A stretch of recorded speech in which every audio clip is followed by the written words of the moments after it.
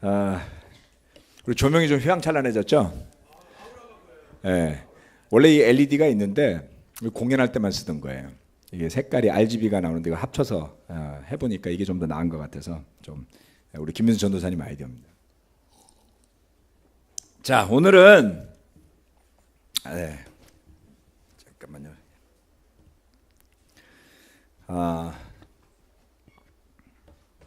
네, 오늘은 뒤에 나왔죠. 교회와 우리 삶의 연결이라는 제목으로 같이 말씀을 나누겠습니다.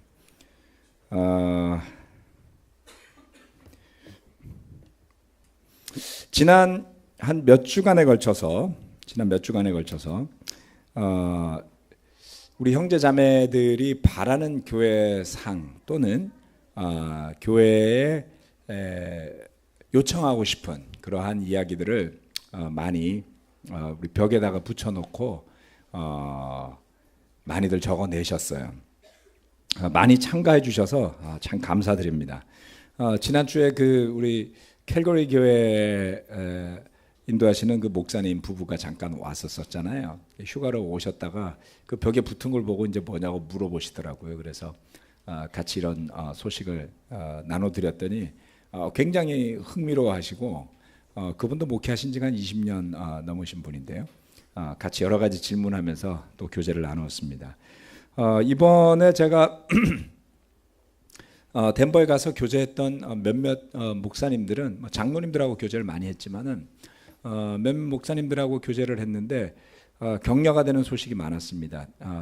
특별히 그 중에 목회를 아주 오랫동안 하신 분들이 뭐 100명 미만의 교회, 뭐 70명, 80명, 90명 이런 이제 소규모의 그 교회를 인도를 하시면서 최근에 성장하신 이야기들을 많이 들었어요. 교회가 아주 오랫동안에 정체되어 있다가 어떻게 보면 이제 큰 교회는 아니지만 그런 작은 교회들이 그런 믿음의 돌파구들을 만들어내는 그런 이야기를 좀 많이 듣고 하면서 아주 좋은 한 세 분하고 만났는데 세 분 다 이렇게 소규모의 교회들이 성장하고 있다는 소식을 좀 전해줘서 큰 격려가 되었습니다.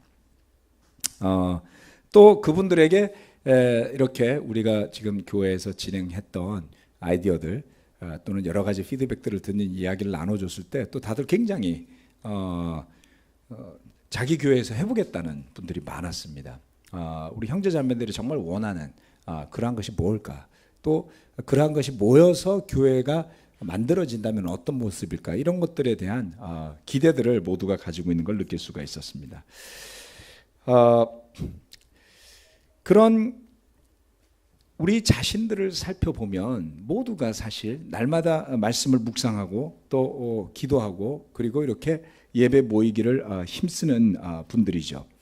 또 때때로 우리 주변의 사람들에게 또 다른 누군가가 제자가 되도록 또 돕는 일에 또 적극적으로 참여하지 않습니까?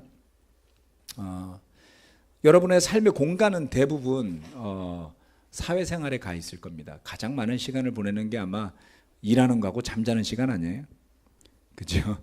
수면이 적은 사람을 제외하고는 대부분 일과 또 잠자는 시간이 아마 제일 많을 겁니다. 그렇다면 결국 여러분들이 사회생활에 가장 많은 시간을 보낸다고 할 수 있지만 그 모든 것의 중심에 여전히 우리가 예수님의 제자로 살아간다면 그 중심에 해당하는 부분에 바로 예수님이 계시다 이런 것을 보실 수가 있죠.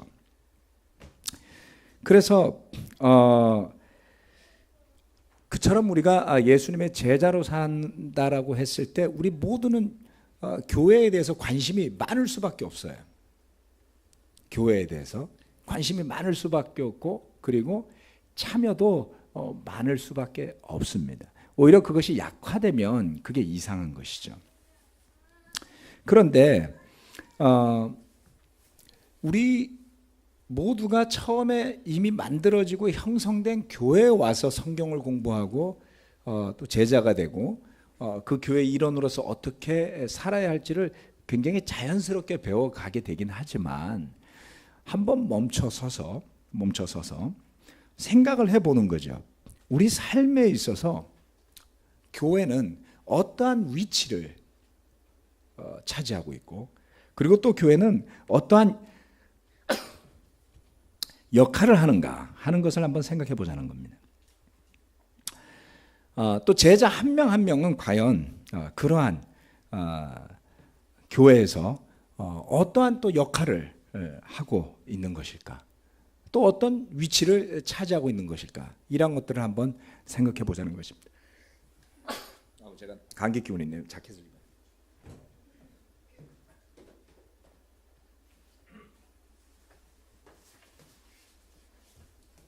뒤에 PPT가 좀 너무 조명이 밝아가지고 흐리게 보이죠? 네, 이거는 나중에 이거를 더 뒤로 보내면 될 것 같네요. 뒤에 불빛은 할 거볼까요? 좋을 거면 좀 낫죠? 네. 나중에 이 스크린을 조금 더 뒤로 보내거나 뒤를 어둡게 하는 방법을 좀 생각을 해보려고 그래요. 자, 그래서 성경에 나타난 교회 모습이 굉장히 다양한데요. 그런 다양한 교회 모습 중에 롤 모델적인 교회는 단연코 예루살렘 교회입니다. 그 예루살렘 교회의 모습을 설명하는 구절은 사도행전 2장 42절부터 47절까지 말씀이에요. 오늘은 이 말씀을 가지고 같이 좀 생각을 하면서 정말 같이 고민하는 어떤 기준점 이런 것들을 한번 생각해 보았으면 합니다. 같이 사도행전 2장 42절에서 47절까지 같이 읽어보도록 하겠습니다. 잘 보이시죠? 시작. 그들은 사도들의 가르침에 몰두하며 서로 사귀는 일과 빵을 떼는 일과 기도에 힘썼다. 모든 사람에게 두려운 마음이 생겼다. 사도들을 통하여 놀라운 일과 표징이 많이 일어났던 것이다. 믿는 사람은 모두 함께 지내며 모든 것을 공동으로 소유하였다. 그들은 재산과 소유물을 팔아서 모든 사람에게 필요한 대로 나누어 주었다. 그리고 날마다 한 마음으로 성전에 열심히 모이고 집집이 돌아가면서 빵을 떼며 순전한 마음으로 기쁘게 음식을 먹고 하나님을 찬양하였다. 그래서 그들은 모든 사람에게서 호감을 샀다. 주님께서는 구원받는 사람을 날마다 더하여 주셨다. 아멘. 이 말씀은 교회가 어떠해야 하는지를 우리에게 보여주는 그러한 말씀들입니다. 여기에 보면 여러 가지 포인트가 나오는데요. 우선 첫 번째, 가르침에 몰두하였다 이렇게 나오고 있습니다. 가르침에 몰두하였고요. 그 다음에 서로 사귀는 일, 교제죠. 교제. 빵을 떼는 일, 이것은 식사를 같이 나누는 거였습니다. 성찬을 의미하기도 하고요. 그리고 기도에 힘썼다. 세 번째, 함께 지내며 심지어는 재산을 공유하였다라고 나와 있습니다. 네. 다음에는 날마다 성전에 한 마음으로 열심히 모였다. 그리고 하나님을 찬양하였다. 그랬더니 결과가 어떻게 되었습니까? 구원받는 사람을 날마다 더하여 주셨다. 이렇게 이야기하고 있습니다. 여러분, 우리가 정말 힘써야 될 것이 무엇인지를 아주 잘 보여주는 그러한 구절들입니다. 자, 그러면 궁금한 질문들이 좀 생기죠. 이 사람들은 그러면 아무 일도 안 하고 살았었을까요? 일 안 하고 성전에서만 모이고 기도만 하고 교제만 하고 그러고 끝났었던 걸까요? 여러분 어떻게 생각하세요? 그 수많은 사람이 아무것도 안 하고 무의도식하면서 살 수는 없었겠죠. 3,000명이라는 사람이, 그렇죠? 예. 그들이 주어진 일을 하면서 일상을 소화하면서도 여전히 이와 같은 일들을 했더라는 것을 생각할 수 있습니다. 이 처음 탄생한 교회는 굉장히 우연하게 생겨나게 되었죠. 사도들도 그런 교회가 만들어질 걸 기대하지 못했어요. 그렇죠? 오순절날 성령이 내려오면서 급작스럽게 생겨난 교회였습니다. 그래서 준비가 되어 있지는 않았어요. 한꺼번에 사람이 이렇게 많아지면 쉬운 일이 아닙니다. 사실은. 준비가 되어져 있지 않음에도 불구하고 이 공동체는 뭔가 분명한 목적이 있는 것처럼 움직이는 것을 볼 수가 있죠. 그리고 거기에 더해서 처음에 폭발적인 성장에 더해서 지속적으로 구원받는 사람들이 날마다 더해간다라는 모습은 정말 대단한 것이죠. 네. 여기에 교회에 대한 몇몇 가지 참고할 만한 내용들이 참으로 많습니다. 왜냐하면 당연히 교회는 관리를 해야 되는 것이지만 교회의 속성은 사람의 관리에 달려있지 않다는 것을 이 성경 말씀이 보여주는 거예요. 여러분 때로는 저도 그렇고 여러분도 그렇고 때로는 교회가 운영되는 것에 대해서 만족스럽지 않은 경우들이 있죠. 예. 분명히 때때로 있습니다. 왜 이렇게 하는 걸까? 왜 저렇게 하는 걸까? 교회는 왜 이렇게 가는 걸까? 라는 생각들을 누구나 한두 번쯤은 해볼 만한 일이 있습니다. 왜냐하면 이것이 하나의 큰 공동체이기 때문에 그렇죠. 예. 둘이서만 있으면 서로 원하는 것을 해주기가 쉬워요. 한 번씩 양보하면 늘 원하는 것을 절반 정도는 하면서 갈 수가 있죠. 그런데 이처럼 많은 사람들은 관리를 아무리 잘하려고 해도 모든 사람들의 목소리나 필요에 다 응답할 수 있는 그러한 조직이 될 수는 없습니다. 많은 교회 목회자들이 관리를 하느라고 지쳐서 결국 마땅히 해야 될 일을 못하는 경우를 많이 보게 되죠. 저 또한 예외는 아니었던 것 같습니다. 그러나 감사하게도 우리가 최근 몇 년 동안에 교회의 틀을 좀 새롭게 짜고 계속 조정하고 만들어가는 와중에 있습니다. 더 많은 형제자매들이 동참하고 참여하고 달란트를 공유해서 전체적으로 참여도를 높이고 그리고 각각의 역할에 충실할 수 있다면 우리는 분명 건강하게 성장하더라도 번아웃 되지 않는 그러한 교회가 될 수 있지 않을까요? 그렇죠? 네. 그래서 저는 사실 굉장히 많이 기도하고 고민하면서 전통적으로 우리가 그리스도의 교회 안에서 특별히 우리 ICOC 국제 그리스도의 교회 안에서 목회자로서 해왔던 많은 역할들에 대해서 재검토를 하고요. 그리고 만나는 목회자들과 장로님들과 다양한 대화를 나누면서 과연 무엇이 서로가 나누어서 해야 될 역할인지를 많이 새롭게 생각하고 있습니다. 그러면서 배우게 되는 것이 이러한 말씀들이 아주 의미심장하다라는 것을 새롭게 깨닫는 것이죠. 자, 이 처음 탄생한 교회가 분명한 목표가 있는 공동체 모습을 보이는데요. 사도들을 포함해서 처음 세례받은 이 제자들에게는 교회로서 바라볼 만한 롤 모델이 없었어요. 이전에 교회라는 것이 없었기 때문에, 그렇죠? 그런 레퍼런스, 어떤 참조할 만한 것이 없을 때 굉장히 곤란하지 않습니까? 네. 그들에게 있어서 도대체 이 수많은 사람들을 뭘 가르쳐주고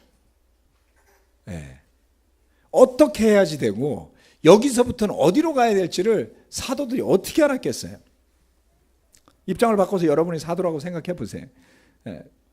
우리가 때로는 바이블톡 하나 인도할 때도 막 허걱대잖아요. 짜증도 나고 스트레스도 받고 뭐 밤잠도 못 이루고 이러는 분들이 계시는데 바이블톡 하나 가지고도 그럴 때가 있거든요. 12명의 사도가 3,000명의 제자들을 데리고 어떻게 도대체 어디로 가야 할지를 알았던 것일까? 답은 아주 심플합니다. 예수님이 요한복음 14장에서 이렇게 말씀을 하셨어요. 그러나 보혜사 14장 26절이죠. 곧 아버지께서 내 이름으로 보내실 성령께서 너에게 모든 것을 가르쳐 주실 것이며 또 내가 너에게 말한 모든 것을 생각나게 하실 것이다. 사도들이 이 말을 흘려들었죠. 그런데 오순절날 성령이 내려왔을 때 베드로가 정말 갑자기 청산유수처럼 설교를 하지 않습니까? 생각이 났어요. 그리고 세례받은 그 수천 명의 사람들이 날마다 성전에 모이기를 힘썼을 때 성전이 얼마나 바글바글 거렸겠어요. 그렇죠? 성전 앞마당은 유대인들에게 오픈된 공간이었거든요. 그들이 그곳에 모였을 때 사도들이 또 집집마다 돌아가면서 음식을 나누고 가르침을 전할 때에 뭘 가르쳐야 할지를 깨닫게 했죠. 그 내용은 다름 아닌 예수님이 가르쳐 주셨던 것들이었어요. 3년 동안 예수님한테 보고 듣고 배운 것들을 그들은 교회에 수많은 사람이 모였을 때 반복하고 되풀이하고 설명하고 가르쳐주고 또 구약 성경 말씀에서 예수님과 관련된 부활에 대한 소식들을 전했던 것이죠. 그것이 얼마나 일목요연하게 잘 전달되었는지는 스데반의 설교에서 나타납니다. 그렇죠? 스데반의 설교를 보면 구약 성경부터 복음까지 쫙 꿰고 있는 것을 볼 수 있지 않습니까?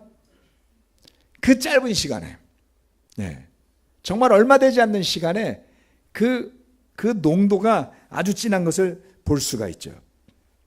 자, 그래서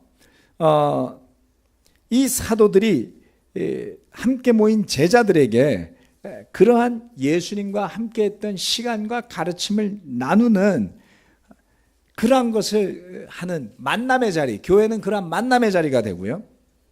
교회는 또한 그러한 배움의 자리가 되고, 교회는 그런 형제자매들이 모이는 또 음식을 나누는 식사의 자리가 되고, 그리고 모여서 함께 기도하는 자리가 되고, 또 찬양하는 자리가 된 것이죠. 놀라운 자리가 된 것입니다. 스데반이 핍박을 받아서 죽임을 당하고, 그리고 본격적인 박해가 시작되면서 흩어진 제자들이 가서 안디옥의 교회를 세우기 전까지 교회는 오로지 예루살렘 교회 하나밖에 없었죠. 이 예루살렘 교회는 교회의 요람이고 롤 모델이 됩니다. 이후에 세워지는 모든 교회들은 이 예루살렘 교회가 행했던 것들을 떼어가지고 가서 하게 되죠. 그렇게 그 예루살렘 교회의 모습이 새롭게 탄생하는 교회들에게 조금씩 이전되면서 서신서에 나오는 수많은 교회들의 시작이 연결되는 것입니다. 복음서와 더불어서 예루살렘 교회의 모습을 우리가 교회를 바로 세우고 싶다고 한다면 눈여겨보아야 할 이유가 바로 여기에 있습니다.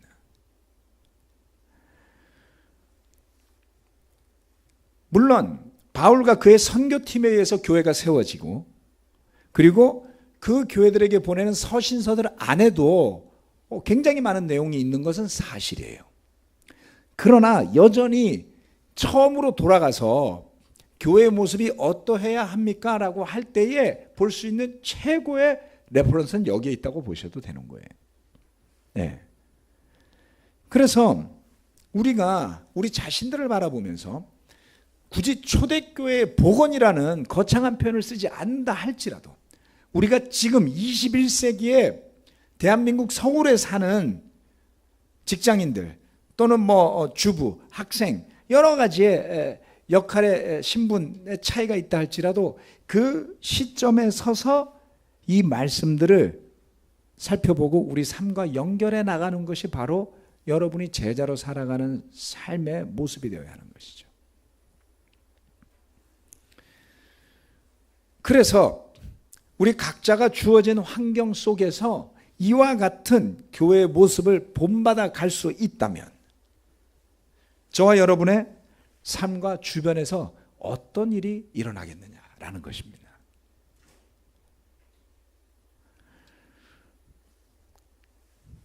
교회를 구성하는 지체라고 하는 한 명 한 명의 제자들이 그 의미를 알고 또 그 역할을 분명히 할 때에는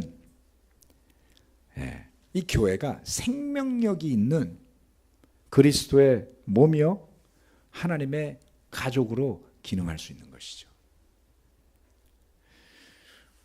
가끔 이럴 때가 있습니다.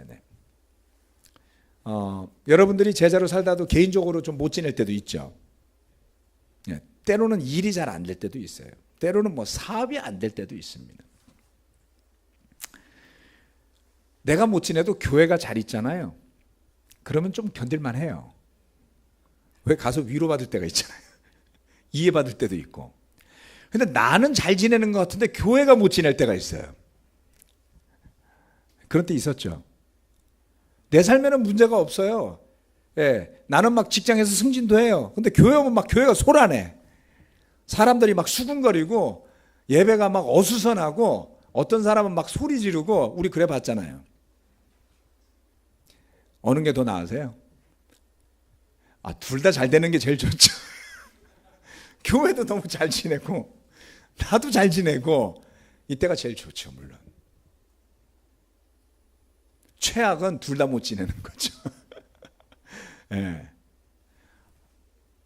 그런데 만약에 저는 저에게 선택을 하라고 한다면 교회가 잘 지내는 쪽이 늘 좋아요. 개인적인 삶은 굴곡이 있을 수 있습니다. 여러분의 감정도 굴곡이 있을 수 있죠. 그렇죠? 그러나 교회가 튼튼하고 아름다우면 늘 힘이 되죠. 자, 그래서 우리가 예수님의 제자로 그리스도의 몸의 일부인 지체로 살아간다고 할 때 이 교회는 너무나 중요한 우리 삶의 위치를 차지하는 것이다. 이런 것을 볼 수가 있습니다. 그래서 이 신약 성경 말씀 전체를 본다면 교회를 구성하고 있는 제자 한 명 한 명이 이 세상에서 살아가는 동안에, 이 땅 위에서 사는 동안에 간직해야 될 믿음의 가치가 무엇인지를 보여준다는 거예요. 좀 쉽게 이야기하자면, 그것도 어려울지 모르겠는데 쉽게 이야기하자면 이런 것이죠. 여러분이 잘 먹고 잘 사는데 교회를 끌어다 가는 게 아니고요. 세상 속에 살면서 그리스도의 몸으로 사는 거예요. 이게 중심인 것이죠. 그렇죠? 여러분이 이렇게 살아가는데 세상이 하나님이 허락한 범위 안에서 하나님이 하라고 하신 대로 먹을 것과 입을 것과 잠잘 곳을 제공해 줄 뿐인 것이죠. 이게 뒤집히면 이상해지는 겁니다, 여러분. 거꾸로 세상에서 잘 먹고 잘 살기 위해 교회로 오시면 주객 전도되는 거예요. 그런 사람들이 하도 많아서 그렇게 살아도 괜찮은 것처럼 생각하시다가 어느 날 하나님 앞에 섰더니 너 왜 왔느냐 그러면 제 탓하시면 안 돼요. 말씀대로 살펴본다면 분명 우리 삶의 중심은 여기에 있습니다. 자, 그래서 우리가 교회로 모일 때 우리가 해야 될 일들이 있습니다. 네. 어떤 종교적인 태도라든가 그렇게 해야만 할 것 같은 말투라든가 그래야만 할 것 같은 모습을 보이는 것이 아니라 진실된 모습으로 함께 모여서 교제하고 기도하고 떡을 떼고 빵을 떼고 하나님을 찬양하고 서로 사귀는 일들이 우리 안에 일어나야 되는 것입니다. 자, 그 일을 할 때 매우 중요한 책임이 우리 각자에게 있다는 것을 봐야만 합니다. 자, 고린도서 3장 10절부터 13절, 17절까지 볼 텐데요. 처음에 몇 구절을 먼저 읽도록 하겠습니다. 자, 여기 13절까지인가요? 같이 읽어볼까요? 시작. 나는 하나님께서 나에게 주신 은혜를 따라 지혜로운 건축가와 같이 기초를 놓았습니다. 그런데 다른 사람이 그 위에다가 집을 짓습니다. 그러나 어떻게 집을 지을지 각각 신중히 생각해야 합니다. 아무도 이미 놓은 기초이신 예수 그리스도 밖에 또 다른 기초를 놓을 수 없습니다. 누가 이 기초 위에 금이나 은이나 보석이나 나무나 풀이나 짚으로 집을 지으면 그에 따라 각 사람의 업적이 드러날 것입니다. 그 날이 그것을 환히 보여줄 것입니다. 그것은 불에 드러날 것이기 때문입니다. 불이 각 사람의 업적이 어떤 것인가를 검증하여 줄 것입니다. 14절부터 17절입니다. 시작. 어떤 사람이 만든 작품이 그대로 남으면 그는 상을 받을 것이요. 어떤 사람의 작품이 타버리면 그는 손해를 볼 것입니다. 그러나 그 사람은 구원을 받을 것이지만 불속을 해치고 나오듯 할 것입니다. 여러분은 하나님의 성전이며 하나님의 성령이 여러분 안에 거하신다는 것을 알지 못합니까? 누구든지 하나님의 성전을 파괴하면 하나님께서도 그 사람을 멸하실 것입니다. 하나님의 성전은 거룩합니다. 여러분은 하나님의 성전입니다. 이 방금 전에 읽은 말씀들은 여러 가지 의미들을 내포하고 있습니다만 해석도 여러 가지도 할 수 있지만 쉽게 읽어보면 바울은 그 기초를 좀 놓았다고 그랬어요. 복음으로. 그런데 바울이 놓은 그 복음의 기초 위에 각 사람들이 집을 짓는다고 했습니다. 그렇다면 그 각 사람이라고 하는 것은 비단 교회 지도자적 위치를 점하는 교회 인도자들 뿐만 아니라 저는 그 교회를 구성하는 구성원 각각이 사실은 그처럼 교회를 지어가는 사람들인 것이죠. 에베소서 말씀은 우리 모두가 하나의 벽돌과 같다고 하지 않았습니까? 그래서 사실은 저와 여러분 모두가 우리의 머리이신 그리스도를 중심으로 하나님 아버지를 모시고 하나의 가족으로서 이 교회를 같이 지어가는 사람들인 거예요. 복음의 토대는 이미 놓여 있습니다. 우리는 그것을 바꾸려 하지 않죠. 그런데 복음의 기초는 바꾸지 않지만 그 위에 어떠한 가정을 만들 것이냐는 달라질 거라고 그랬어요. 여러분의 가정도 교회입니다. 네. 여러분이 어떤 바이블톡을 만들어 갈 것이냐. 네. 바이블톡을 우리 작은 교회라고 생각해 봅시다. 네. 어떻게 만들어 갈 것이냐는 그 구성원 한 명 한 명에 달려 있다고 그랬어요. 이 부분을 저는 여러분이 깊게 생각하시기를 부탁드리는 겁니다. 저도 한때는 우리 교회에서 배워왔기 때문에 당연히 교회를 책임지는 사람으로 있으려는 노력을 많이 했어요. 예. 그런데 저는 그것이 틀렸다는 것을 요즘 많이 느끼고 있습니다. 교회는 제가 책임지는 것이 아니에요. 우리가 함께 책임지는 거예요. 우리 가정이 제가 혼자 만드는 겁니까? 제 아내와 더불어서 같이 만드는 것이죠. 그러면 우리 둘만 열심히 하면 될까요? 아니에요. 우리 아들 둘이 협조를 해줘야지 돼요. 애들이 협조 안 하면 집안 분위기 엉망될 수 있죠. 예?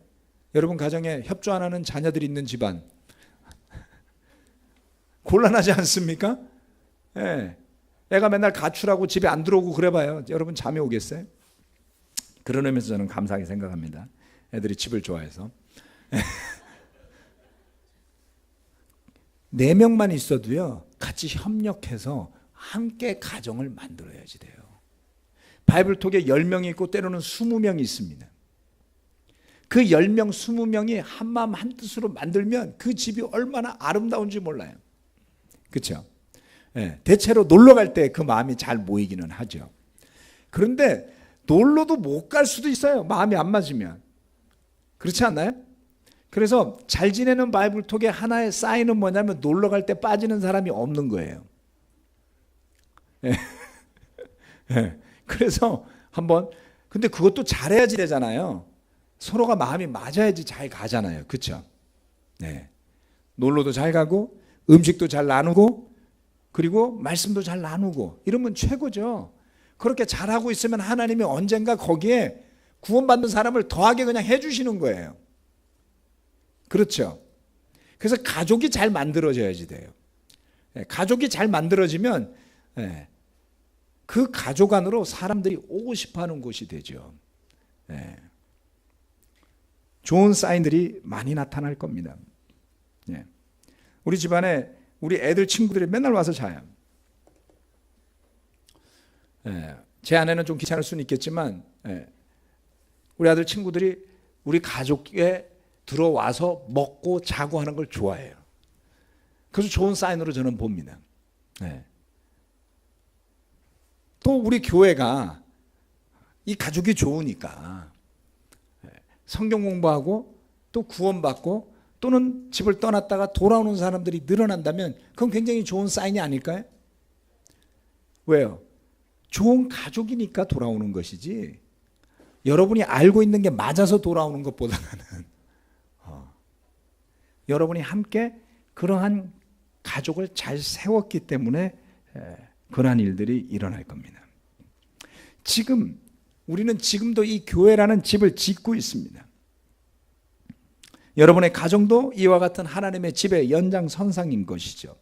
그 집을 어떻게 지어가고 있는지 살펴보고 돌아보십시오. 또 여러분이 속한 바이블톡 그룹이 어떻게 지어져 가고 있는지 살펴보고 돌아보십시오.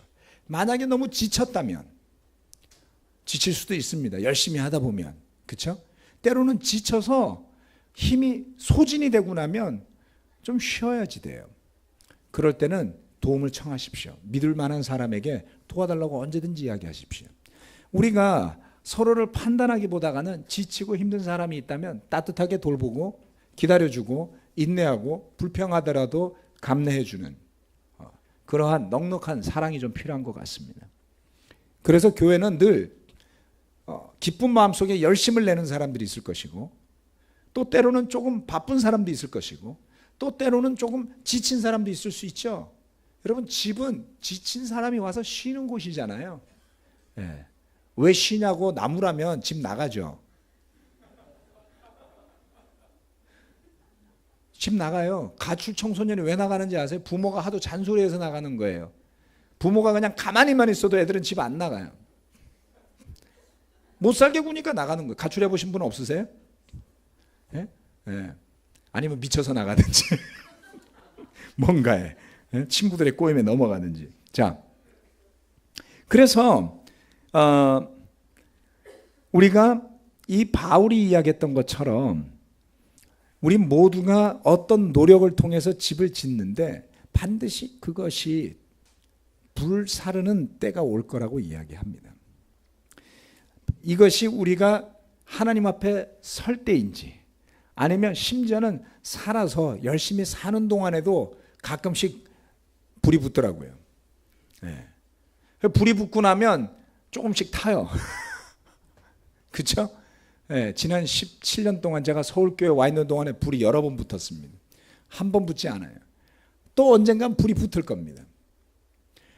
제가 아주 감사하게 여기는 것은 지금 있는 대다수의 형제 자매들이 그 불을 견뎌내온 사람들이라는 거죠. 이리도 그을리고 저리도 그을렸는데 아직 홀랑 덜 타고 남아있는 그 자체가 저는 굉장히 소중한 우리 교회 자산이라고 믿습니다. 여러분이 무엇으로 이 교회를 짓겠습니까? 개인적인 가치관 또는 개인적인 감정을 재료 삼아 짓겠습니까? 아니면 복음에 기초하여 금이나 은이나 보석으로 지어가시겠습니까? 분명히 하나님께 구하면 하나님께서 지혜를 주실 겁니다. 그리고 우리가 함께 협력해서 한마음 한뜻이 되어서 그러한 주님의 몸, 교회를 지어갈 수 있다면 우리가 이 세상에서 어떠한 일을 당하든지 늘 영적으로 중심을 잡아줄 주님의 집이 튼튼하게 서 있겠죠. 그러한 것을 기대하시면서 함께 오늘 이 주제를 가지고 같이 토론하고 나눠보시기를 부탁드리겠습니다. 말씀 마치겠습니다.